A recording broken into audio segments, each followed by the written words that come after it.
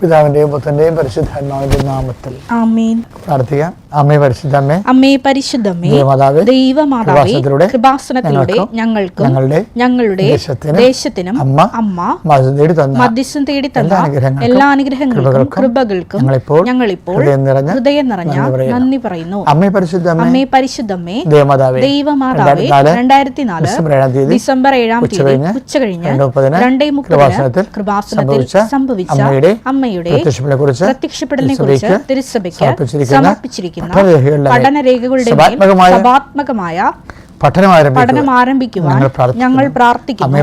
അമ്മേ പരിശുദ്ധമേ, ഭൂസ്വർലോകങ്ങളുടെ രാജ്ഞിയായ അങ്ങേയ്ക്ക് ഭൗമസംരക്ഷണത്തിനായി പ്രപഞ്ച പ്രകൃതിയെ തന്നെ തിരുസഭ പ്രതിഷ്ഠിക്കുവാൻ ഈ പ്രത്യക്ഷീകരണം വഴി ഇടയാക്കണമേ. പരിശുദ്ധമേ, ജപമാല മാതാവേ, സകല കൃപാസനം പ്രാർത്ഥനകളോടും ചേർത്ത് ഞങ്ങളിപ്പോൾ പ്രാർത്ഥിക്കുന്ന ഈ കുടുംബത്തിന്റെ പ്രത്യേക നിയോഗം മക്കളെ.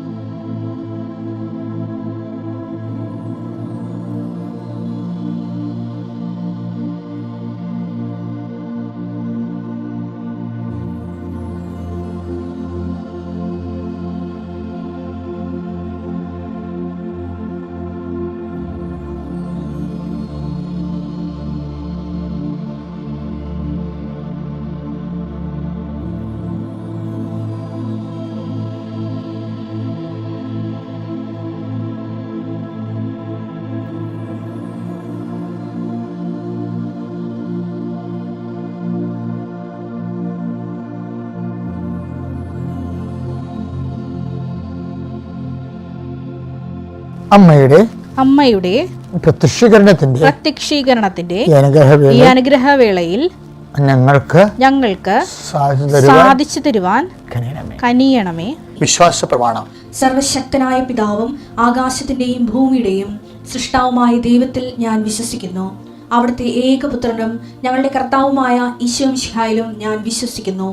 ഈ പുത്രൻ പരിശുദ്ധാത്മാവിനാൽ ഗർഭസ്ഥനായി കന്യകാമറിയത്തിൽ നിന്ന് പിറന്ന് പൊന്തിയോസ് പീലാത്തോസിന്റെ കാലത്ത് പീഡകൾ സഹിച്ച് കുരിശിൽ തറയ്ക്കപ്പെട്ട് മരിച്ച് അടക്കപ്പെട്ട് പാതാളങ്ങളിൽ ഇറങ്ങി മരിച്ചവരുടെ ഇടയിൽ നിന്ന് 3-ാം നാൾ ഉയർത്ത് സ്വർഗത്തിലേക്ക് എഴുന്നള്ളി സർവശക്തിയുള്ള പിതാവായ ദൈവത്തിന്റെ വലതുഭാഗത്തിരിക്കുന്നു. അവിടെ നിന്ന് ജീവിക്കുന്നവരെയും മരിച്ചവരെയും വിധിക്കുവാൻ വരുമെന്നും ഞാൻ വിശ്വസിക്കുന്നു. പരിശുദ്ധാത്മാവിലും ഞാൻ വിശ്വസിക്കുന്നു. വിശുദ്ധ കത്തോലിക്കാ സഭയിലും പുണ്യവാന്മാരുടെ ഐക്യത്തിലും പാപങ്ങളുടെ മോചനത്തിലും ശരീരത്തിന്റെ ഉയർപ്പിലും നിത്യമായ ജീവിതത്തിലും ഞാൻ വിശ്വസിക്കുന്നു. ആമേൻ. സ്വർഗ്ഗസ്ഥനായ ഞങ്ങളുടെ പിതാവേ, അങ്ങയുടെ നാമം പൂജിതമാകണമേ. അങ്ങയുടെ രാജ്യം വരണമേ. അങ്ങയുടെ തിരുമനസ് സ്വർഗത്തിലെ പോലെ ഭൂമിയിലും ആകണമേ. അന്നു വേണ്ടുന്ന ആഹാരം ഇന്ന് ഞങ്ങൾക്ക് തരണമേ. ഞങ്ങളോട് തെറ്റ് ചെയ്യുന്നവരോട് ഞങ്ങൾ ക്ഷമിക്കുന്നത് പോലെ ഞങ്ങളുടെ തെറ്റുകൾ ഞങ്ങളോടും ക്ഷമിക്കണമേ. ഞങ്ങളെ പ്രലോഭനത്തിൽ ഉൾപ്പെടുത്തരുതേ, തിന്മയിൽ ഞങ്ങൾ രക്ഷിക്കണമേ. ആമേൻ. നന്മ നിറഞ്ഞ മറിയമേ, സ്വസ്തി. കർത്താവ് അങ്ങയുടെ കൂടെ സ്ത്രീകളിൽ അങ്ങ് അനുഗ്രഹിക്കപ്പെട്ടവളാകുന്നു. അങ്ങയുടെ ഉദരത്തിൻ ഫലമായി ഈശോ അനുഗ്രഹിക്കപ്പെട്ടവനാകുന്നു. പരിശുദ്ധ മറിയമേ, തമ്പുരാന്റെ അമ്മേ, പാപികളായ ഞങ്ങൾക്ക് വേണ്ടി ഇപ്പോഴും ഞങ്ങളുടെ മരണസമയത്തും തമ്പുരാനോട് അപേക്ഷിക്കണമേ. ആമേൻ. ഈ പ്രഭാതത്തിലെ കർത്താവിന്റെ തിരുസന്നിധിയിലെ നമ്മൾ നിർത്തപ്പെടുകയാണ്.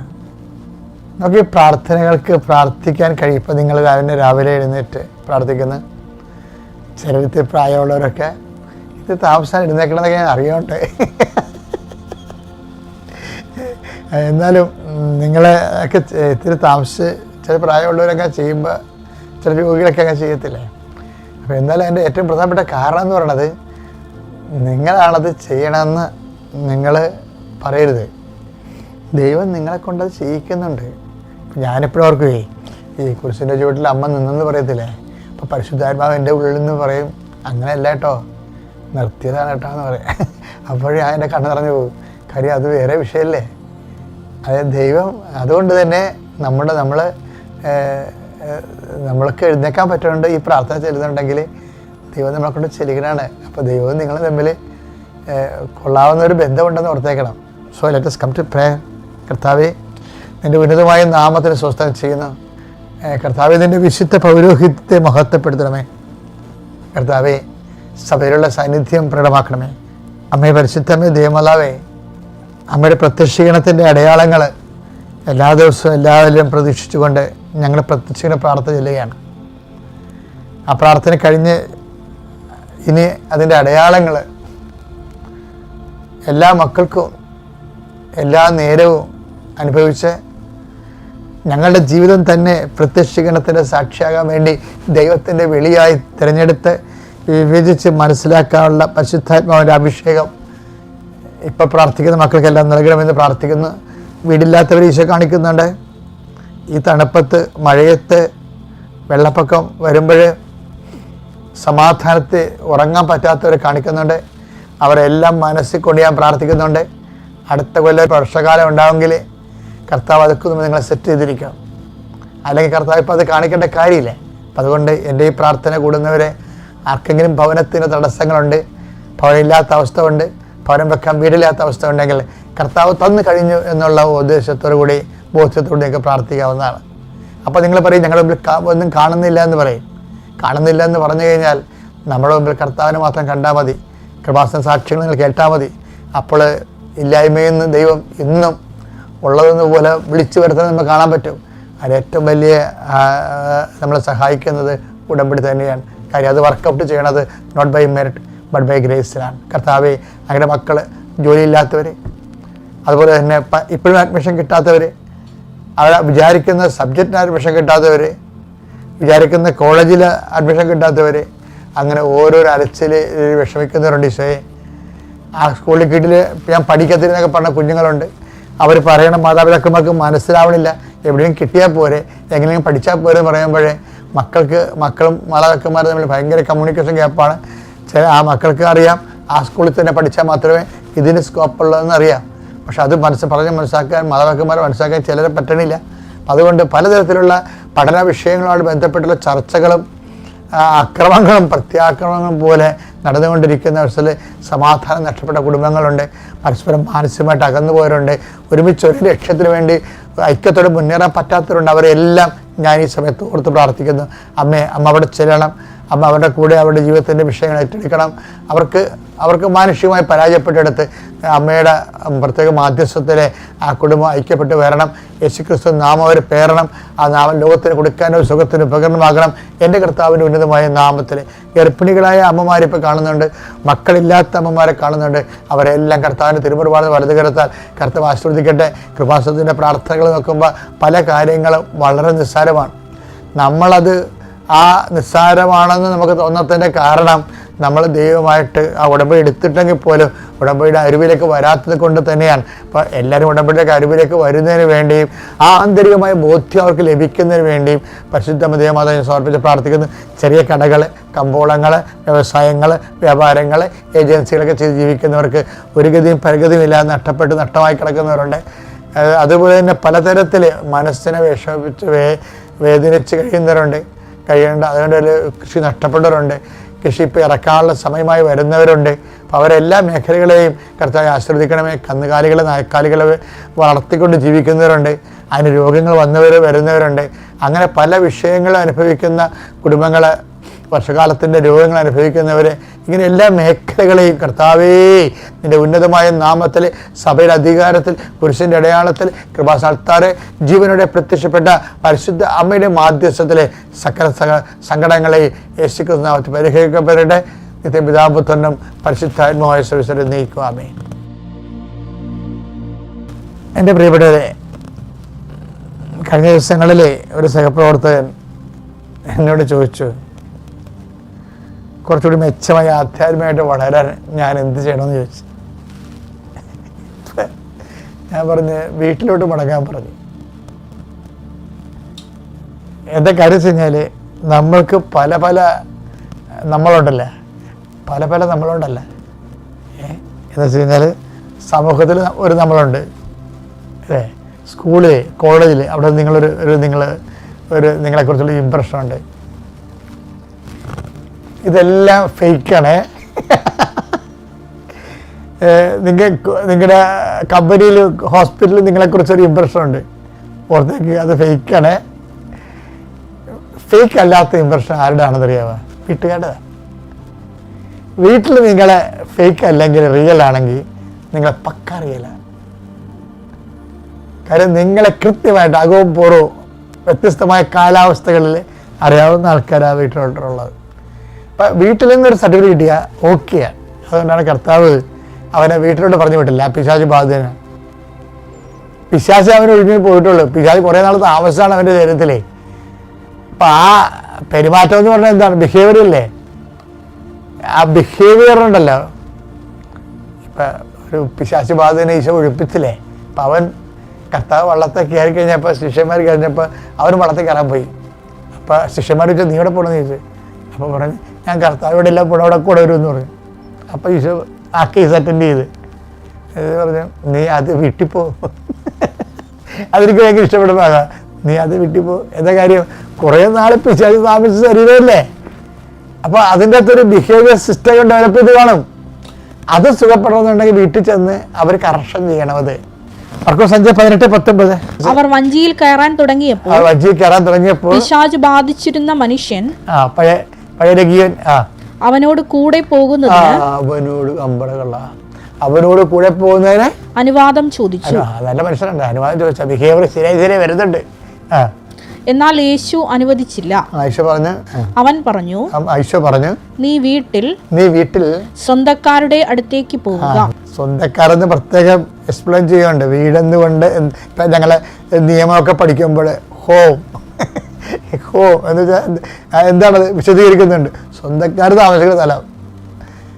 സ്വന്തക്കാരെടുത്ത് എന്നിട്ട് കർത്താവ് നിനക്ക് വേണ്ടി എന്തെല്ലാം പ്രവർത്തിച്ചുവെന്നും എങ്ങനെ നിന്നോട് കരുണ കാണിച്ചുവെന്നും അവരെ അറിയിക്കുക. കർത്താവിന്റെ കരുണയുടെ കൈമാറ്റക്കാരനായിട്ടാണ് അവനെ വിടുന്നത് സ്വന്തം വീട്ടിലോട്ട്. അതാണ് ഏറ്റവും വലിയൊരു വിഷയം. അതായത് സ്വന്തം വീട്ടിൽ കർത്താവിൻ്റെ കരുണയുടെ കൈമാറ്റക്കാരനായിട്ട് ഒരു ദൈവ വിളി കൊടുത്ത് അവനെ വിടുകയും കുറച്ച് കാലം കഴിയുമ്പോൾ ആ വീട്ടുകാരുടെ കൂടെ ജീവിച്ച് കഴിയുമ്പോൾ ആ പഴയ ബിഹേവിയറൊക്കെ ഇല്ലേ, ബിഹേവിയറൊക്കെ ആ ബിഹേവിയർ സിസ്റ്റം ഓഫ് ബിഹേവിയർ ഉണ്ടല്ലോ, അത് പതുക്കെ സബ്സൈഡ് ചെയ്ത് അവൻ കറക്റ്റ് സുവിശേഷമാകും. ആ സമയത്ത് കർത്താവിൻ്റെ കൂടെ അവൻ ചിലപ്പോൾ കർത്താവിനെ തിരിച്ച് വിളിച്ച് കൂടെ നിർത്തിയെന്നും വരും. അപ്പോൾ എപ്പോഴും നമ്മളെക്കുറിച്ചുള്ള ഫസ്റ്റ് ഹാൻഡ് നോളജ് നമ്മൾ അത് തരേണ്ടത് വീട്ടുകാരാണ് തരേണ്ടത്. അതുകൊണ്ട് Isho ചോദിക്കുകയെ whom do you say that I am? അതാണ് ഈശോയ്ക്കും തന്നെ പേഴ്സണൽ അസസ്മെൻറ്റിന് എന്താ അത് അടിസ്ഥാനപ്പെടുന്നത്. തന്നെക്കുറിച്ചുള്ള പേഴ്സണൽ അസസ്മെൻറ്റിനെ സ്വയം വിലയിരുത്തലിന് ഈശോ അവലംബിക്കണത് എന്താണ്? വീട്ടുകാരെയാണ്. അതാണ് ഈശോ പറയുന്നത്. എന്താണ് whom do you say? Mathai 16:15 അവൻ അവരോട് ചോദിച്ചു എന്നാൽ ഞാൻ ആരെന്നാണ് നിങ്ങൾ പറയുന്നത്? ശിമിയോൻ പത്രോസ് പറഞ്ഞു നീ ജീവനുള്ള ദൈവത്തിന്റെ പുത്രനായ ക്രിസ്തുവാണ്.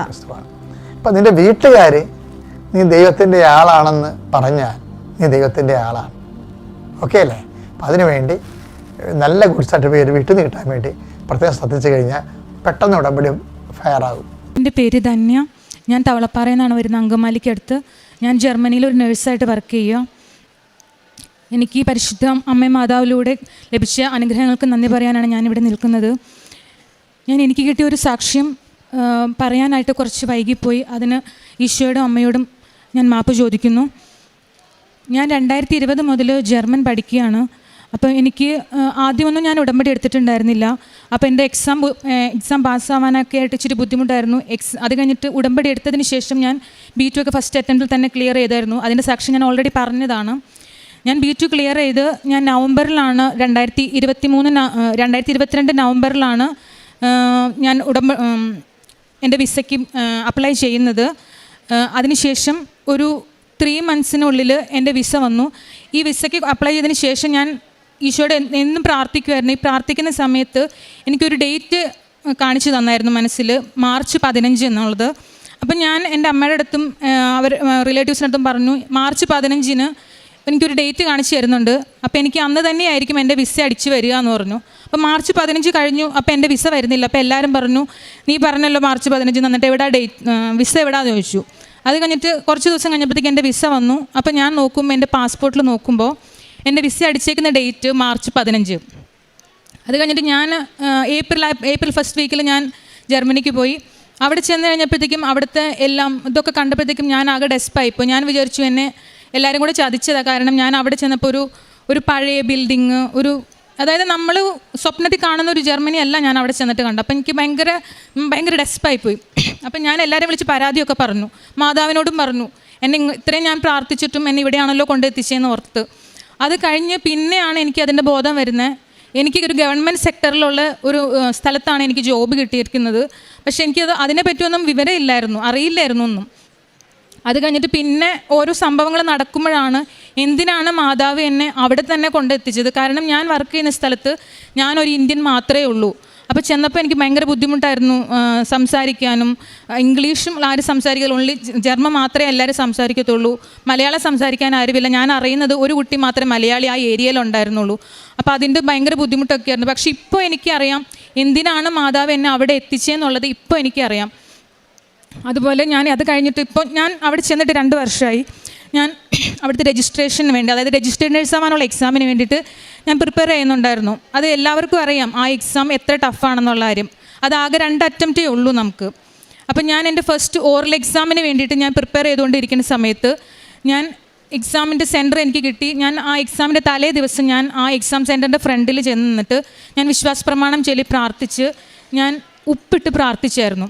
അത് കഴിഞ്ഞിട്ട് ഞാൻ അവിടെ ചെന്ന് പിറ്റേന്ന് എക്സാമിന് ചെന്ന് തൈലം പുരട്ടി കാശ് രൂപമൊക്കെ ആയിട്ട് പോയി ഞാൻ അതായത് എക്സാം ഹാളിൻ്റെ ഫ്രണ്ടിൽ പിന്നെ ഉപ്പിട്ട് പ്രാർത്ഥിച്ചു. ഞാൻ അവിടെ ചെന്ന് എനിക്ക് പേപ്പർ കിട്ടിയപ്പോൾ ആ ഡിസീസ് കണ്ടീഷൻ വന്നേക്കുന്നത് എൻ്റെ കസിനുള്ള, എൻ്റെ ഫാമിലി മെമ്പറിനുള്ള തന്നെ ഒരു ഡിസീസ് കണ്ടീഷനാണ്. എക്സാക്റ്റ് അതേ ഏജ്, അതേ ഡിസീസ് കണ്ടീഷൻ, എല്ലാം അവർക്കുള്ള എല്ലാ ആ സൈൻസ് ആൻഡ് സിംറ്റംസ് അങ്ങനെ തന്നെ എനിക്ക് കിട്ടിയേക്കുന്നത്. അപ്പോൾ ഞാൻ അവരുടെ അടുത്ത് നമ്മൾ ഇത് ആൻസർ പറയുന്നതിൻ്റെ സമയത്ത് സ്റ്റാർട്ടിങ്ങിൽ ഞാൻ പറഞ്ഞായിരുന്നു എൻ്റെ ഫാമിലി മെമ്പറിനുണ്ട് ഇതേ സെയിം ഡിസീസ് കണ്ടീഷൻ എന്ന് പറഞ്ഞ് ഞാൻ സ്റ്റാർട്ട് ചെയ്തത്. അത് കഴിഞ്ഞിട്ട് പിന്നെ ഞാൻ പെട്ടെന്ന് ബ്ലാങ്ക് ആയിപ്പോയി. കാരണം എനിക്ക് പെട്ടെന്ന് അവരെ പറ്റി ആലോചിച്ച് കഴിഞ്ഞപ്പോഴത്തേക്ക് എനിക്ക് സങ്കടം വന്നു. ഞാൻ എക്സാമിന് കരയാൻ തുടങ്ങി. അപ്പോൾ എൻ്റെ അടുത്ത് ആ എക്സാമിനർ ഇങ്ങോട്ട് പറയുക, നീ ഡിസീസ് കണ്ടീഷനെ പറ്റി ആലോചിക്കേണ്ട, നിൻ്റെ ഫാമിലി മെമ്പറിനുണ്ടല്ലോ, അപ്പോൾ നീ അത് വെച്ചിട്ട് അത് വെച്ച് പറയാൻ പറഞ്ഞു. ഞാൻ ആ എക്സാമിന് ഞാൻ ഒരിക്കലും വിചാരിച്ചില്ല ഞാൻ അത്രയും നന്നായിട്ട് പെർഫോം ചെയ്യാൻ പറ്റുമെന്ന്. അത് കഴിഞ്ഞിട്ട് ഞാൻ എൻ്റെ പ്രാക്ടിക്കൽ എക്സാമിന് വന്നപ്പോൾ ആ എക്സാമിനർ എൻ്റെ അടുത്ത് പറയായിരുന്നു, നീ ഓറൽ എക്സാമിന് അത്രയും നന്നായിട്ട് നീ പെർഫോം ചെയ്തു എന്ന് പറഞ്ഞു. പക്ഷേ ഓറൽ എക്സാമിന് പെർഫോം ചെയ്ത് കഴിഞ്ഞ് ഞാൻ വീട്ടിൽ വന്നു കഴിഞ്ഞപ്പോഴത്തേക്കും മാനുഷികമായിട്ടുള്ളൊരിത് എൻ്റെ മനസ്സിൽ വന്നു, ഒരു ചെറിയ അഹങ്കാരം വന്നു. ഓറൽ എക്സാമിന് ഞാൻ ഇത്രയും നന്നായിട്ട് പെർഫോം ചെയ്തു, അപ്പം പിന്നെ പ്രാക്ടിക്കൽ വെരി സിമ്പിൾ, എനിക്ക് ക്ലിയർ ആവാൻ പറ്റുമെന്ന് വിചാരിച്ചു. അപ്പോഴാണ് തമ്പുരാൻ എന്നെ ഓർമ്മിപ്പിച്ചത്, നിൻ്റെ കഴിവും കൊണ്ടല്ല ഇത് നീ ജയിച്ചത്, തമ്പുരാൻ്റെ കഴിവും കൊണ്ടാണ്.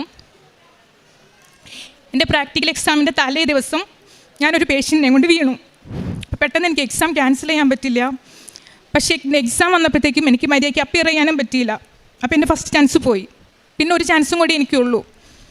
അപ്പോൾ ഞാൻ തമ്പുരാൻ ഒത്തിരി അടുത്തു. എനിക്ക് പറ്റിയ തെറ്റെല്ലാം ഞാൻ ഏറ്റു പറഞ്ഞു, തമ്പുരാനോട് മാപ്പ് പറഞ്ഞു. ദൈവമേ, ഞാൻ എൻ്റെ കഴിവിൽ ഞാൻ അഹങ്കരിച്ചു. എൻ്റെ കഴിവല്ല, എൻ്റെ മെറിറ്റല്ല, ദൈവത്തിൻ്റെ ആ കയ്യിൽ നിന്നുള്ള ഗ്രേസ് കൊണ്ടാണ് ഞാൻ ജയിച്ചത് ഓറൽ എക്സാം. അത് കഴിഞ്ഞിട്ട് അത് തന്നെ അവർ ഫസ്റ്റ് ചാൻസ് കളഞ്ഞിട്ട് അതായിട്ട് അവരെ കൂട്ടി. അത് കഴിഞ്ഞിട്ട് സെക്കൻഡ് ചാൻസ് വന്നപ്പോഴത്തേക്കും ഞാൻ തമ്പുരാനെ ഒത്തിരി മുട്ടിപ്പായിട്ട് പ്രാർത്ഥിച്ചു, കൂട്ടുപിടിച്ചു, ലൈറ്റ് ക്യാൻഡിൽ പ്രയർ റിക്വസ്റ്റ് ഇട്ടു. അത് കഴിഞ്ഞ് ഞാൻ എന്നും പ്രാർത്ഥിക്കും. എനിക്ക് പേടിയായി, കാരണം ഞാൻ സെക്കൻഡ് ചാൻസിൽ പോയിട്ടുണ്ടെങ്കിൽ ഞാൻ തിരിച്ച് കയറി വരണം. അപ്പം ഞാൻ ഒത്തിരി സ്വപ്നങ്ങളായിട്ട്, എല്ലാവരുടെയും പോലെ ഒത്തിരി സ്വപ്നങ്ങളായിട്ടാണ് ഞാനും പോയിട്ടുണ്ടായിരുന്നത്. അത് കഴിഞ്ഞിട്ട് ഞാൻ പ്രാർത്ഥിച്ചും അവർ രാത്രി ഉറക്കമൊന്നുമില്ല. എന്നാൽ ഇടയ്ക്കൊന്ന് മയങ്ങി പോകുന്ന സമയത്ത് തമ്പുരാൻ എന്തെങ്കിലുമൊക്കെ മെസ്സേജസ് ആയിട്ട് എനിക്ക് തരും. അപ്പം ഞാൻ അങ്ങനെ ഒരു ദിവസം ഇങ്ങനെ കിടക്കുന്ന സമയത്ത് എനിക്കൊരു സ്വപ്നത്തിൽ കാണാം, അതായത് ഒരു ബോൾഡ് ലെറ്റേഴ്സിൽ എഴുതിയേക്കുന്നു ഏപ്രിൽ എന്ന് എഴുതിയിട്ട് സക്സസ് എന്നും പറഞ്ഞുകൊണ്ട് ഒരു ബോൾഡ് ലെറ്റേഴ്സിൽ എഴുതിയേക്കുന്നു. അപ്പോൾ എനിക്ക് ആ എക്സാം ഡേറ്റ് വന്നത് ഏപ്രിലാണ്. അപ്പം ഞാൻ പറഞ്ഞു, ഞാൻ ഈ എക്സാം ജയിക്കും, കാരണം എനിക്ക് മാതാവ് കാണിച്ചു തന്നിട്ടുണ്ട്, ഞാൻ ജയിക്കും എന്നുള്ളതിന് എനിക്ക് മാതാവ് കാണിച്ചു തന്നിട്ടുണ്ട് എന്ന് പറഞ്ഞു. അതുപോലെ തന്നെ ഞാൻ ആ പ്രാക്ടിക്കൽ എക്സാം വന്നു. പ്രാക്ടിക്കൽ എക്സാമിന് അവിടുത്തെ ആൾക്കാർക്ക് അത്ര വിശ്വാസമില്ല, നിങ്ങൾക്ക് എല്ലാവർക്കും അറിയുമായിരിക്കും. മാതാവ് എന്നൊന്നും പറഞ്ഞിട്ടുണ്ടെങ്കിൽ അവർക്ക് അത്രയും വിശ്വാസമില്ല. അപ്പം ഞാൻ ഇവിടുന്ന് എൻ്റെ കഴുത്തിൽ എപ്പോഴും കാശുരൂപം കാണും. ഞാൻ നെറ്റിത്ത് തൈലം പുരട്ടിയിട്ടാണ് എപ്പോഴും പോകുന്നത്, ഡ്യൂട്ടിക്ക് പോകുമ്പോഴായാലും എപ്പോഴും പോകുന്നത്. അപ്പം ഞാൻ എൻ്റെ നെറ്റിൽ നിന്ന് തൈലം എടുത്തിട്ട് എനിക്ക് അസൈൻ ചെയ്തിട്ടുള്ള 2 പേഷ്യൻസ് ഉണ്ടായിരുന്നു. ആ പേഷ്യൻസിൻ്റെ ദേഹത്ത് അവരറിയാതെ ഞാൻ വിശ്വാസ പ്രമാണം ചൊല്ലി പ്രാർത്ഥിച്ചു, ഞാൻ കുരിശ് വരച്ചു. പക്ഷേ എനിക്ക് ലാസ്റ്റ് അറ്റംപ്റ്റ് ആയതുകൊണ്ട് ഒരു പേടിയില്ലാതില്ല. അതായത് ഞാൻ കരയുക, എക്സാമിന് ഫുള്ള് ഞാൻ കരയുക. പക്ഷേ എനിക്ക് എന്താണെന്ന് അറിയത്തില്ല. പക്ഷേ എനിക്ക് ദൈവത്തിൻ്റെ അനുഗ്രഹം കൊണ്ട് എനിക്ക് എക്സാം നന്നായിട്ട് ചെയ്യാൻ പറ്റി. ആ എക്സാമിനർ നമുക്ക് നമ്മുടെ റിഫ്ലക്ഷൻ പറയുന്ന ഒരു സെക്ഷനുണ്ട് ലാസ്റ്റിലത്തെ. അത് കഴിഞ്ഞപ്പോൾ പുള്ളി പറയുക, നീ കഴിഞ്ഞ പ്രാവശ്യത്തെ പ്രാക്ടിക്കൽ എക്സാം കണ്ടപ്പോൾ ഞങ്ങൾ വിചാരിച്ചത് നിനക്ക് കിട്ടത്തില്ല എന്നാണ് വിചാരിച്ചത്, പക്ഷേ ഈ തവണ നീ അത്രയും ടോപ്പായിട്ട് നീ പെർഫോം ചെയ്തെന്ന് പറഞ്ഞു. അപ്പോൾ ഞാൻ മനസ്സിൽ പറഞ്ഞു, ഞാനല്ല പെർഫോം ചെയ്തേ, എൻ്റെ മാതാവും ഈശോ എന്നിലൂടെ പെർഫോം ചെയ്തതെന്ന് പറഞ്ഞു. എനിക്കിപ്പോൾ രജിസ്ട്രേഷൻ കിട്ടി. ഈ രജിസ്ട്രേഷനൊക്കെ കിട്ടുന്നതിന് മുൻപായിട്ട് ഞാൻ ചെന്നപ്പോൾ മുതൽ ഒരു ഷെയർഡ് അപ്പാർട്ട്മെൻറ്റിലാണ് താമസിച്ചിട്ടുണ്ടായിരുന്നത്. അപ്പം ഞാൻ അന്ന് മുതൽ എനിക്ക് ആഗ്രഹം ഉണ്ടായിരുന്നു എൻ്റെ ഫാമിലിയെ കൊണ്ടുവരണമെന്ന്, പക്ഷെ നടക്കണില്ല. അപ്പോൾ എൻ്റെ മോൾക്കാണെങ്കിൽ 17 വയസ്സായി. അപ്പോൾ 16 വയസ്സ് കഴിഞ്ഞാൽ പിന്നെ കുട്ടികൾ അങ്ങോട്ട് കൊണ്ടുവരാനായിട്ട് ഇച്ചിരി ബുദ്ധിമുട്ടാണ്. അപ്പോൾ ഞാൻ എൻ്റെ മാഡത്തിൻ്റെ അടുത്ത് നിന്ന് ഞാൻ പറഞ്ഞു, മാഡം എനിക്കൊരു റൂം ഞാൻ തപ്പിയിട്ട് കിട്ടണില്ല, ഞാനാണെങ്കിൽ എൻ്റെ റൂമിലേക്ക് ഞാൻ മോളെ കൊണ്ടുവന്നോട്ടെ എന്ന് ചോദിച്ചു. മാഡം പറഞ്ഞു അത് പറ്റത്തില്ല, സിംഗിൾ റൂമാണ്, അപ്പോൾ 2 പേരെ അക്കോമഡേറ്റ് ചെയ്യാൻ പറ്റത്തില്ല എന്ന് പറഞ്ഞു. അത് കഴിഞ്ഞിട്ട് ഞാൻ വേറെ നമുക്കൊരു രക്ഷയില്ല, വേറെ ആരും എത്താണില്ല. ഞാൻ എന്നിട്ട് മാതാവിൻ്റെ അടുത്തുനിന്ന് പിന്നെ പറഞ്ഞു, എൻ്റെ മാതാവ് എൻ്റെ മോക്ക് 18 വയസ്സായി, പിന്നെ എനിക്ക് കൊണ്ടുവരാൻ പറ്റത്തില്ല. അപ്പോൾ അതുകൊണ്ട് എന്നിട്ട് ഞാൻ മാതാവിൻ്റെ അടുത്ത് ഒരു ചെറിയ പേപ്പറിൽ എനിക്കൊരു വീട് എത്രയും പെട്ടെന്നൊന്ന് തരണേ മാതാവേ, ഒരുപാട് വലുതൊന്നും വേണ്ട എന്ന് പറഞ്ഞ് ഞാനിങ്ങനെ ചെറുതായിട്ട് എഴുതി ഞാൻ മാതാവിൻ്റെ എനിക്കൊരു കൃപാസന മാതാവിൻ്റെ രൂപമുണ്ട്, അതിൻ്റെ അടിയിൽ ഞാൻ വെച്ചായിരുന്നു. ഒരു 1 വീക്ക് കഴിഞ്ഞപ്പോൾ ഈ പറഞ്ഞ മാഡം തന്നെ എന്നെ വിളിച്ചേക്കുക, ധന്യ പെട്ടെന്ന് ഒരാൾ നിൻ്റെ റൂമിൻ്റെ താഴെയുള്ള റൂമിൽ ഒരാൾ വെക്കേറ്റ് ചെയ്തിട്ടുണ്ട്, അപ്പോൾ നിനക്ക് വേണമെങ്കിൽ ആ റൂം എടുക്കാമെന്ന് പറഞ്ഞു. അപ്പോൾ ഞാൻ താമസിക്കുന്ന എവിടെയാണെന്ന് വെച്ചാൽ ഞാൻ വർക്ക് ചെയ്യുന്ന സ്ഥലത്ത് തന്നെയാണ് താമസിക്കുന്നത്. അപ്പോൾ അവിടെയൊക്കെ റെൻറ്റ് തീരെ കുറവാണ്. അങ്ങനെ കിട്ടുന്നത് സാധാരണ അവിടെ നഴ്സിംഗ് പഠിക്കുന്ന കുട്ടികൾക്കോ അവിടെ അങ്ങനെയുള്ള സ്റ്റുഡൻസിന് അങ്ങനെയൊക്കെ കിട്ടത്തുള്ളൂ, അവിടെ വർക്ക് ചെയ്യുന്ന സ്റ്റാഫിന് അങ്ങനെ കിട്ടാറില്ല. അപ്പോൾ മാഡം എൻ്റെ അടുത്ത് പറഞ്ഞു, നീ വേണമെങ്കിൽ താഴത്തെ റൂമൊന്ന് പോയി നോക്ക്, നിന്നെ മോളെ കൊണ്ടുവരണമെങ്കിൽ കൊണ്ടുവരാമെന്ന് പറഞ്ഞു. ഞാൻ ചെന്ന് നോക്കുമ്പോൾ എനിക്കൊരു 2 ബെഡ്റൂം അപ്പാർട്ട്മെൻ്റ് ആയിട്ടാണ് എനിക്ക് അവർ തന്നത്. ഷെയർഡ് അപ്പാർട്ട്മെൻറ്റ്, ഒരു 2 ബെഡ്റൂം അപ്പാർട്ട്മെൻ്റ് ആയിട്ട് എനിക്ക് അവർ തന്നേക്കുന്നത്. എന്നിട്ട് എൻ്റെ അടുത്ത് മാഡം പറഞ്ഞു, നീ നിൻ്റെ ഫാമിലീനെ അങ്ങോട്ടേ കൊണ്ടുവരാൻ പറ്റുമെന്നുണ്ടെങ്കിൽ നീ കൊണ്ടുവരേ. ഞാൻ എൻ്റെ മോളെ കൊണ്ടുവരാൻ വേണ്ടി മാത്രമേ ഞാൻ മാതാവിനോട് ചോദിച്ചിട്ടുണ്ടായിരുന്നുള്ളൂ. അപ്പോൾ അവർ പറഞ്ഞു, നിൻ്റെ ഫാമിലി അതിനകത്ത് അക്കോമഡേറ്റ് ചെയ്യാൻ പറ്റുമെങ്കിൽ നീ കൊണ്ടുവരേ എന്ന് പറഞ്ഞിട്ട്. അപ്പം ഞങ്ങളുടെ അവിടെ വർക്ക് ചെയ്യുന്ന എല്ലാവരും പറഞ്ഞു, സാധാരണ ഒരു ഫാമിലീനെ അവിടെ അക്കോമഡേറ്റ് ചെയ്യാറില്ല, കാരണം അവിടെ പെർമിഷൻ ഇല്ല, അവിടെ പഠിക്കുന്ന പിള്ളേർക്കുടെ അക്കോമഡേഷനാണ് അത്, പിന്നെ നിനക്ക് മാത്രം എന്താ പ്രത്യേകത എന്ന് പറഞ്ഞു. അപ്പം ഞാൻ പറഞ്ഞു, എൻ്റെ മാതാവിൻ്റെ അടുത്ത് ഞാൻ പറഞ്ഞിട്ടുണ്ടായിരുന്നു, മാതാവ് ഡയറക്റ്റ് ഇടപെട്ടതാന്ന് പറഞ്ഞു. അങ്ങനെ എൻ്റെ മക്കളുടെ വിസയ്ക്ക് കൊടുത്തേക്കുന്നു, വന്നിട്ടില്ല. ഇപ്പം ഞാൻ വരുന്നതിന് മുൻപ് അതിന് മുമ്പ് വേറൊരു കാര്യം കൂടെ, ഞാനിപ്പോൾ ഈ അപ്പാർട്ട്മെൻറ്റ് കിട്ടിയെന്ന് പറഞ്ഞല്ലോ, അപ്പാർട്ട്മെൻറ്റ് കിട്ടിയതാണെങ്കിലും ഫ്യൂ ഡേയ്സിലാണ് എനിക്ക് കിട്ടിയത്. അപ്പോൾ ഈ അപ്പാർട്ട്മെൻറ്റിലേക്ക് ഞാൻ ചെല്ലുമ്പോൾ ഒന്നുമില്ല, അപ്പാർട്ട്മെൻറ്റിൽ ഫുൾ ബ്ലാങ്ക് ആയിട്ടാണ് കിടക്കുന്നു, ഒന്നുമില്ല. അതുകൊണ്ട് ഞാൻ വിചാരിച്ചു, ദൈവമേ ഞാൻ പെട്ടെന്ന് എവിടെ നിന്ന്, കാരണം കയ്യിലുള്ള സാലറി അപ്പം നാട്ടിലേക്ക് അയച്ചു കൊടുക്കും, പിന്നെ കയ്യിലൊന്നുമില്ല, ജസ്റ്റ് ചിലവിനുള്ള കാശ് മാത്രമേ വെക്കുള്ളൂ, എൻ്റെ കയ്യിലാണ് ഒന്നുമില്ല, ഫർണിച്ചർ വാങ്ങിക്കാനൊന്നുമില്ല. ഞാനിങ്ങനെ നിൽക്കുന്ന സമയത്ത് അങ്ങനെ എനിക്ക് അപ്പാർട്ട്മെൻറ്റ് കിട്ടിയെന്ന് അറിഞ്ഞത് എൻ്റെ കൊളീഗ്സും ഒക്കെ വന്നിട്ട് എൻ്റെ അടുത്ത് പറയാം, ധന്യ നിനക്ക് അത് വേണോ ഇത് വേണോ, അതായത് സെറ്റി വേണോ, ബെഡ് വേണോ, കട്ടിൽ വേണോ, ഡൈനിങ് ടേബിൾ വേണോ, അങ്ങനെ ഓരോന്ന് വേണോ എന്ന് ഇങ്ങോട്ട് വന്ന് ചോദിച്ച് അവർ തന്നെ എഫേർട്ട് എടുത്ത് അവരുടെ വണ്ടി തന്നെ നമുക്ക് വീട്ടിൽ കൊണ്ടിട്ട് തന്നു. ഇപ്പോൾ എൻ്റെ അപ്പാർട്ട്മെൻറ്റ് എന്ന് വെച്ചാൽ ഫുൾ ഫർണിഷ്ഡ് അപ്പാർട്ട്മെൻറ്റ്, അതിനകത്ത് ഞാൻ ആകെ ഒരു ബെഡും ഒരു കട്ടിലും മാത്രമേ വാങ്ങിയിട്ടുള്ളൂ, ബാക്കിയെല്ലാം എനിക്ക് എൻ്റെ മാതാവ് പലരിലൂടെ ആയിട്ട് എനിക്ക് കൊണ്ടു തന്നതാണ്. അപ്പോൾ എല്ലാവരും പറഞ്ഞു, അത് നിനക്ക് എന്തോ ദൈവാനുഗ്രഹം ഉണ്ടെന്ന് പറഞ്ഞു. ഇപ്പോൾ അവിടെ മാതാവിൽ വിശ്വാസം ഇല്ലാതിരുന്ന ആൾക്കാരാണ്, അവരെല്ലാവരും ഇപ്പോൾ എൻ്റെ അടുത്ത് പറയാം, നീ നിൻ്റെ മാതാവിൻ്റെ അടുത്ത് പറഞ്ഞോ എന്ന് ചോദിക്കും. ഞാൻ ഈ കാശ് രൂപ ഇട്ടുകൊണ്ട് പോകുമ്പോൾ അവരെൻ്റെ അടുത്ത് ചോദിക്കും, ഇതെന്തുവാ നിൻ്റെ കഴുത്തിൽ ഇത് കിടക്കുന്നത്, എന്താ ആരാന്ന് ചോദിക്കും. ചിലവർക്കറിയാം അത് മദർ മേരിയാന്ന് പറയും, ചിലർ പറയും ഇത് ആരാ ചോദിക്കും. അപ്പോൾ ഞാൻ പറയും ഇത് എൻ്റെ അമ്മയാന്ന് പറയും. അങ്ങനെ അതാണ് എനിക്ക് കിട്ടിയ ഏറ്റവും വലിയ അനുഗ്രഹങ്ങൾ. പിന്നെ ഒരു രോഗസൗഖ്യം കൂടി എനിക്ക് കിട്ടിയായിരുന്നു. എൻ്റെ കയ്യിൽ ഒരു ബ്ലാക്ക് കളറിലുള്ള ഒരു ചെറിയ തടിപ്പ് പോലെ ഒരു പാടുണ്ടായിരുന്നു. ഒരു ചെറിയ പാടായിട്ടാണ് സ്റ്റാർട്ട് ചെയ്തത്, അത് കുറച്ച് വലുതാവാൻ തുടങ്ങി. അപ്പോൾ അവിടെ ഞാൻ കുറേ പേഷ്യൻസിനെ ഇങ്ങനെ കണ്ടിട്ടുണ്ട്, സ്കിൻ ക്യാൻസറിൻ്റെ കണ്ടിട്ടുണ്ട്. അപ്പം ഞാൻ ഈ സംഭവം എനിക്കത് കണ്ടപ്പോൾ ആദ്യം വെറുതെ പാടാമെന്ന് ഓർത്തു, പിന്നെ നോക്കുമ്പോൾ തൊടുമ്പോൾ ഒരു തടിപ്പ് പോലെ കാണുന്നു. അപ്പോൾ എനിക്കൊരു പേടിയായി, പിന്നെ ഇങ്ങനെ കണ്ടിട്ടുള്ളതും കൊണ്ട് എനിക്കൊരു ചെറിയ പേടി. പിന്നെ ഞാൻ ആരോടും ഞാൻ പറഞ്ഞില്ല, എനിക്ക് ഇപ്പോഴായിരിക്കും എൻ്റെ വീട്ടുകാർ പോലും അറിയുന്നത്, ഞാൻ ആരുടെ അടുത്തും പറഞ്ഞിട്ടില്ല ഈ കാര്യം പോലും. ഞാൻ ആരോടും പറഞ്ഞില്ല. ഞാൻ എന്നിട്ട് മാതാവിൻ്റെ തൈലെടുത്ത് ഞാൻ എന്നും പരട്ടുമായിരുന്നു, വിശ്വാസ പ്രമാണം ചൊല്ലി പരട്ടും. ഒരു 2 വീക്സ് ഞാൻ പരട്ടി, ആ പാട് ഇപ്പോൾ ഇല്ല, കംപ്ലീറ്റ്ലി മാറി. ഇപ്പോഴാണ് എല്ലാവരും അറിയണ്ടാവുക പോലും. അതാണ് എനിക്ക് കിട്ടിയ രോഗസൗഖ്യം. പിന്നെ കാരുണ്യ പ്രവർത്തികളെന്ന് പറയാനായിട്ട് ഞാൻ പറഞ്ഞല്ലോ ഞാൻ നേഴ്സാണെന്ന്. ഞാൻ വർക്ക് ചെയ്യുന്ന സ്ഥലത്ത് അവിടെ അല്ലാണ്ടുള്ള കാരുണ്യ പ്രവർത്തികൾ നമുക്ക് പുറത്ത് പൊതുമേഖലയിൽ ഇറങ്ങി ചെന്ന് ചെയ്യാനായിട്ടുള്ള അസൗകര്യമുണ്ട്. ഞാൻ ഇവിടെ വൃദ്ധസദനത്തിലൊക്കെ ഫുഡ് കൊടുക്കും, അവർക്ക് വേണ്ട കാര്യങ്ങളൊക്കെ ചെയ്ത് കൊടുക്കാറുണ്ട്. പിന്നെ നമുക്ക് നമ്മളറിയുന്ന രീതി അങ്ങനെ, അതായത് നമുക്ക് ഉറപ്പുണ്ട് അന്ന ആൾക്ക് പൈസയ്ക്ക് അത്യാവശ്യമുണ്ട് എന്നുള്ള രീതിയിൽ എന്തെങ്കിലും വരികയാണെങ്കിൽ ആരും അറിയാതെ തന്നെ ഞാൻ പൈസ അയച്ചു കൊടുക്കാറുണ്ട്.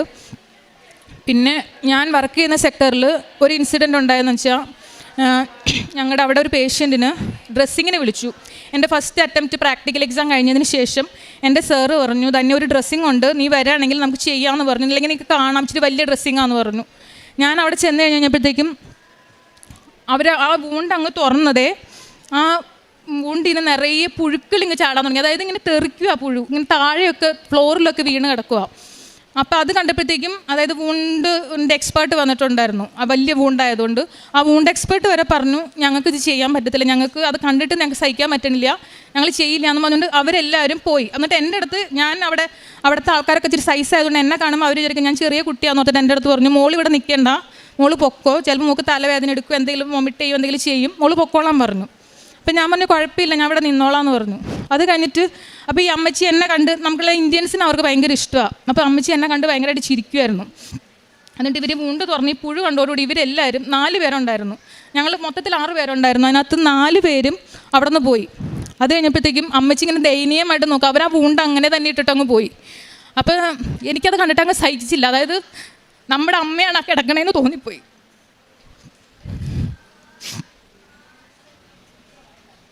ഞാൻ പറഞ്ഞു സാറും ഞാനും കൂടി ചെന്നു, ഞങ്ങൾ വൂണ്ട് ചെയ്തു. അപ്പോൾ അമ്മച്ചി ചിരിക്കുക. അപ്പം ഞാൻ എൻ്റെ കഴുത്തിൽ കാശ് രൂപ ഉണ്ടായിരുന്നു, ഞാൻ ഈ കാശ് രൂപ എടുത്ത് അമ്മച്ചിയുടെ കാലയിൽ ഇങ്ങനെ വെച്ചു, കുരിശ് വരച്ചു. അപ്പം ഞാൻ അമ്മച്ചിയുടെ അടുത്ത് ഇങ്ങനെ മലയാളത്തിലാണ് ഇങ്ങനെ പറഞ്ഞ് ശരി ആയിക്കോളും എന്നുള്ള രീതിയിൽ.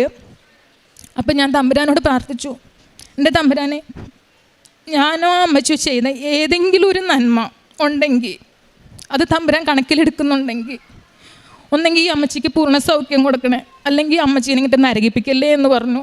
കാരണം ആ അമ്മച്ചി വയസ്സായതുകൊണ്ട് അവരുടെ ബന്ധുക്കൾ പറഞ്ഞു ആംബ്യൂട്ടേറ്റ് ചെയ്യേണ്ട കാലമാണ്. അപ്പോൾ അവർ പറഞ്ഞു ഞങ്ങൾക്ക് ഇതിൻ്റെ അതിന് എക്സ്പെൻസ് എടുക്കാൻ പറ്റത്തില്ല, അതുകൊണ്ട് ആംബ്യൂട്ടേറ്റ് ചെയ്യത്തില്ല, അതങ്ങനെ കിടക്കട്ടെ, അത് എങ്ങനെയാണോ ലൈഫ് എൻഡ് പോകുന്നത് അങ്ങനെ പോട്ടെ എന്ന് പറഞ്ഞു. അത് കഴിഞ്ഞിട്ട് 2 ദിവസം കഴിഞ്ഞപ്പോഴത്തേക്ക് ഞാൻ പിന്നെ ഡ്രസ്സിങ്ങിന് ചെന്നു. അപ്പം ഞാൻ നോക്കുമ്പോൾ പുഴുക്കൾ, അതായത് അന്നെന്ന് വെച്ച് കഴിഞ്ഞാൽ ഇങ്ങനെ തെറുക്കിയായിരുന്നു താഴോട്ടൊക്കെ. അന്ന് ഞാൻ നോക്കുമ്പോൾ 2-3 പുഴുണ്ട്, അല്ലാതെ ആ പുഴുക്കളില്ല അതിനകത്ത്.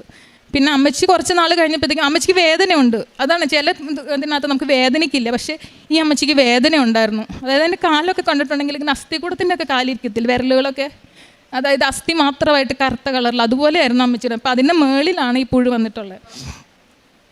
അതാണ്. പിന്നെ അതുപോലെ പേഷ്യൻസിൽ നമുക്ക് നമ്മുടെ സ്വന്തം ആളെ കണ്ടിട്ട് ചെയ്യാനായിട്ടുള്ള ഒരു കൃപ ദൈവം എനിക്ക് തന്നിട്ടുണ്ട്. അപ്പോൾ ചില സമയത്ത് അവിടുത്തെ ആൾക്കാർ എൻ്റെ അടുത്ത് പറയും, ആ കിടക്കണത് നിൻ്റെ അപ്പനോ അമ്മയോ അല്ലെങ്കിൽ അപ്പൂപ്പനോ അമ്മൂമ്മയോ ആരുമല്ല, അതൊരു പേഷ്യൻ്റാണ്. അപ്പം ഞാൻ പറയും അങ്ങനെ നമ്മളെപ്പോലെ തന്നെ ഒരു മനുഷ്യരല്ലേ അവർ എന്ന രീതിയിൽ എനിക്ക് പെരുമാറാൻ സാധിച്ചു. അത് എൻ്റെ സ്വഭാവത്തിൽ വന്ന വലിയൊരു മാറ്റമാണ്. പിന്നെ എന്ത് സഹായം ആരെങ്കിലും ചോദിച്ചിട്ടുണ്ടെങ്കിലും കണ്ടറിഞ്ഞിട്ടാണെങ്കിലും എനിക്ക് ചെയ്യാൻ സാധിക്കാറുണ്ട്. പിന്നെ പ്രേക്ഷിത പ്രവർത്തനം എന്ന് പറയാനായിട്ട് ഞാൻ പത്രം വാങ്ങിയിട്ട് പോകും, പത്രം വാങ്ങി നാട്ടിലും കൊടുക്കാറുണ്ട്, ഞാൻ അവിടെ കൊണ്ട് കൊടുക്കാറുണ്ട്. അങ്ങനെ പോകുമ്പോൾ പല ഇൻസൾട്ടുകളും വരാറുണ്ട്. ഇപ്പം നാട്ടിൽ കൊടുക്കുമ്പോൾ തന്നെ ആയാലും ചിലവരൊക്കെ പറയുന്നുണ്ട്, ഓ ഇപ്പം ജർമ്മനിയിൽ നിന്ന് ആലപ്പുഴ എത്തിയോന്ന് ചോദിച്ചു. അപ്പം ഞാൻ പറഞ്ഞു ജർമ്മനിയിൽ നിന്ന് ആലപ്പുഴയല്ല എത്തിയേ, ആലപ്പുഴയിൽ നിന്നാണ് ഞാൻ ജർമ്മനിക്ക് എത്തിയെന്ന് പറയുമായിരുന്നു. അതുപോലെ അവിടെ ചെന്നപ്പോഴായാലും ഇപ്പം ഏകദേശം ഒരു നമുക്കൊരു പദവി കിട്ടിയേക്കുന്ന പോലെയാണ്. കാരണം ഇപ്പം ഞാൻ എന്തെങ്കിലും പറയുമ്പോഴത്തേക്കും ചിലവർ, അത് ഹിന്ദുസ് പിള്ളേർ വരെ ഉണ്ട്, അവരായാലും എൻ്റെ അടുത്ത് പറയും, മറ്റവരുടെ അടുത്ത് കളിയാക്കുന്ന രീതി പറയും, ഈ ചേച്ചീനെ അറിയോ, ഈ ചേച്ചി കൃപാസന മാതാവിൻ്റെ ആളാന്ന് പറയും. ഞാൻ പറഞ്ഞു അതെ, ഞാൻ കൃപാസന മാതാവിൻ്റെ ആളാണ്. അത് കഴിഞ്ഞിട്ട് അങ്ങനെ കളിയാക്കിയിട്ടുള്ളവർ വരെ ഇപ്പം എൻ്റെ അടുത്ത് ഈ തവണ വന്നേക്കുമ്പോൾ പറഞ്ഞേക്കുന്നത്, ചേച്ചി ഞങ്ങളുടെ കാര്യം കൂടി അവിടെ ചെന്നൊന്ന് പറയണേ, പറഞ്ഞ് ഞങ്ങൾക്കും കൂടെ ഒന്ന് ഇതാക്കണേ, ആ മാതാവിൻ്റെ അടുത്ത് എന്ത് വേണമെങ്കിലും ഞങ്ങൾ വരാം, ഞങ്ങൾ കൃപാസനത്തിലേക്ക് വരാം എന്ന് പറഞ്ഞു. അവർക്കിപ്പോൾ ലീവിന് വരാൻ പറ്റിയിട്ടില്ല, അപ്പോൾ അവരവിടെ ഉണ്ട്. ഇത്രയും അനുഗ്രഹങ്ങൾ തന്ന ദൈവമാതാവിനും ഈശോയ്ക്കും 1000 നന്ദി. 1 പത്രോസ് 5:6 ദൈവത്തിൻ്റെ ശക്തമായ കരത്തിൻ കീഴിൽ നിങ്ങൾ താഴ്മയോടുകൂടി നിൽക്കുവിൻ, അവിടുന്ന് തക്ക സമയത്ത് നിങ്ങളെ ഉയർത്തിക്കൊള്ളും. നിങ്ങളുടെ ഉത്കണ്ഠകളെല്ലാം അവിടുത്തെ ഏൽപ്പിക്കുവിൻ, അവിടുന്ന് നിങ്ങളുടെ കാര്യത്തിൽ ശ്രദ്ധാലുവാണ്. പ്രിയമുള്ളവരെ, ധന്യ ബിജുവിൻ്റെ സാക്ഷ്യം നമ്മളോട് പറഞ്ഞത് ആദ്യം ഉടമ്പടി എടുത്തിട്ട് മാതാവിനോട് പരാതി പറയുകയായിരുന്നു. പരാതി പറയുന്നവരെല്ലാവരും ഓർക്കേണ്ടതും, ഉടമ്പടിയിൽ ഉഴപ്പി നിൽക്കുന്നവർ ഓർക്കേണ്ടതും, അമ്മ മാതാവ് ഉയർത്താനായിട്ടാണ്, ഇവരെ എളിമപ്പെടുത്താൻ വേണ്ടിയിട്ടാണ് ഇങ്ങനെ ഒന്ന് താഴ്മയോടുകൂടി നിൽക്കാൻ പഠിപ്പിക്കുന്നതെന്ന്. ധന്യ പറയുന്നത് ഞാൻ പുറത്തായിരുന്നു. ഉടമ്പടി എടുത്തിട്ട് എനിക്കൊന്നും തരുന്നില്ലല്ലോ എന്നും പറഞ്ഞു. ആ മോൾക്ക് കൊടുത്ത കാര്യങ്ങൾ 5 കാര്യങ്ങളാണ്. അതൊരിക്കലും സംഭവിക്കാത്ത കാര്യങ്ങളാണ് അമ്മ മാതാവ് സമയം കുറച്ചവൾക്ക് കൊടുത്തതെന്ന് ധന്യ പറയുകയായിരുന്നു. ഇതാണ് ഉടമ്പടി എടുത്തിട്ട് ചെയ്യുന്നതിൻ്റെ കാര്യം. അവൻ എന്ത് നിങ്ങളോട് പറഞ്ഞു അത് നിങ്ങൾ ചെയ്യുക, ബാക്കി കാര്യങ്ങളെല്ലാം അമ്മ നോക്കിക്കോളും. ഉടമ്പടിയിൽ ആ ക്ലാപ്പ് പേപ്പറിൽ എന്ത് പറഞ്ഞോ അത് നിങ്ങൾ മാത്രം ശ്രദ്ധിച്ച് കൈകാര്യം ചെയ്യുക. അതിൽ ശ്രദ്ധ വയ്ക്കുക, വിശ്വാസം വർദ്ധിപ്പിക്കും. വിശ്വാസത്തോടു കൂടി അത് ചെയ്യുക. അതിലെന്താണ് പറഞ്ഞിരിക്കുന്നതെന്ന് ചെയ്താൽ ഈ ധന്യയെ ഉയർത്തിയതുപോലെ ഉടമ്പടി എടുത്ത നിങ്ങളെയും പരിശുദ്ധ അമ്മ തമ്പുരാൻ്റെ മുൻപിൽ ഉയർത്തി മഹത്വപ്പെടുത്തുമെന്ന് നമ്മളോട് പറയുകയുണ്ടായി. ധന്യയ്ക്ക് കൊടുത്ത വലിയ കൃപയ്ക്ക് പരിശുദ്ധ അമ്മ വഴി ഈശോയ്ക്ക് നന്ദി പറയാം.